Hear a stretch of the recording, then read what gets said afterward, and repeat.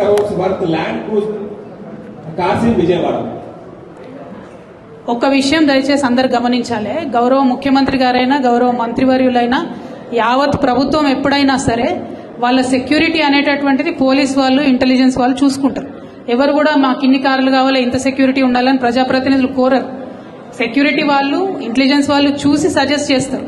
అదేవిధంగా సజెస్ట్ చేసినటువంటి వాళ్ళు కాన్వాయ్ని ఎట్లా బిల్డ్ చేయాలి ఎక్కడ బిల్డ్ చేయాలి అనేటటువంటి అంశాన్ని సీక్రెట్ గానే ఉంచుతారు ఎప్పుడైనా కూడా. ఎందుకంటే థ్రెట్ ఉంటుందనే సెక్యూరిటీ ఉంటుంది. సో ఆటోమేటిక్ గా ఎక్కడో వాళ్ళు పెట్టి దానికి కావాల్సినటువంటి ఫెసిలిటీస్ అన్ని కూడా క్రియేట్ చేసినట్టున్నారు.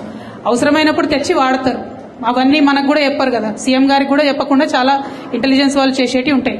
మరి ఇప్పుడున్నటువంటి సీఎం గారు ఏమన్నా ప్రత్యేకంగా కోరుతున్నారేమో నాకు తెలియదు. కానీ గత 10 ఏళ్లుగా మేము ఎప్పుడు కూడా ఇంత సెక్యూరిటీ ఉండాలి అంత సెక్యూరిటీ ఉండాలని కోరలేదు.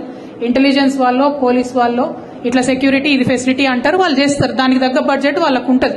దానిలో పెద్ద అంశం చేసి దాని మీద వెటకారంగా మాట్లాడడం, ఏదో సీక్రెట్ గా విజయవాడలో దాచుకున్నాం, అవి ఏడ తయారవుతుందో ఎవరికి తెలియదు, ఏడ దాచి పెడతారో ఎవరికి తెలియదు. ఎగ్జాక్ట్లీ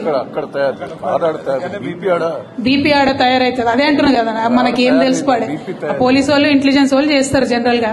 దాన్ని పెద్ద ఇష్యూ చేసి అదేదో దాచుకున్నాం అన్నట్టుగా గౌరవ ముఖ్యమంత్రి గారు మాట్లాడడం నిజంగా వారి గౌరవాన్ని తగ్గిస్తుంది తప్పితే ఇంకొక అంశం కాదు.